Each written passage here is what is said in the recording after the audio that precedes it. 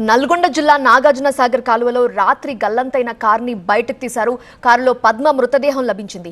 అయితే భర్త పుల్లయ్య కోసం గాలింపు కొనసాగుతోంది. నిన్న ముకుందాపురం దగ్గర కాలువలో కారు గల్లంతైంది. ఎస్డీఆర్ఎఫ్ గజ ఈతగాళ్లతో పోలీసులు గాలింపు కొనసాగిస్తున్నారు.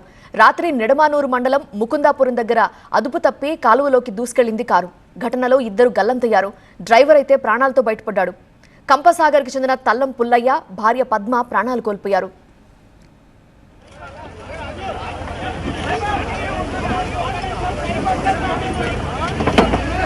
కాలువ దిగువ ప్రాంతాల్లో ఉన్న అధికారులను అప్రమత్తం చేసినట్లు మిర్యాలగూడ డీఎస్పీ రాజశేఖర్ రాజు ప్రకటించారు. ఆ కార్ని కాలువలోంచి బయటకు తీస్తున్న దృశ్యం మనం చూస్తున్నాము.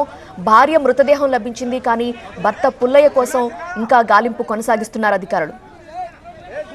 ఆ వెహికల్ కొంచెం డ్రైవర్ నెగ్లిజెన్స్ వల్ల వెహికల్ ఈ కెనాల్లో పడిపోవడం జరిగింది.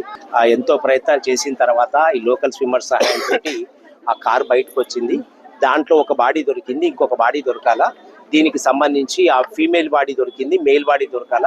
దీనికి సంబంధించి అన్ని కింద ఉన్నటువంటి డౌన్ స్ట్రీమ్ లో ఉన్నటువంటి అన్ని స్టేషన్స్ ను కూడా మా వేములపల్లి, మాడుగులపల్లి, మిర్యాలగూడ రూరల్, కొనుగోడు, తర్వాత నేరేడు జిల్లా మన గరిడేపల్లి, పాలేరు వరకు కూడా అందరిని అలర్ట్ చేయడం జరిగింది. రెవెన్యూ అఫీషియల్స్ వాళ్ళ సహకారంతో సూన్ ఇవాళ ఈవినింగ్ వరకు ఇంకొక బాడీ కూడా మేము ఎక్కడ ఉన్నా కూడా ట్రేస్ చేస్తాం.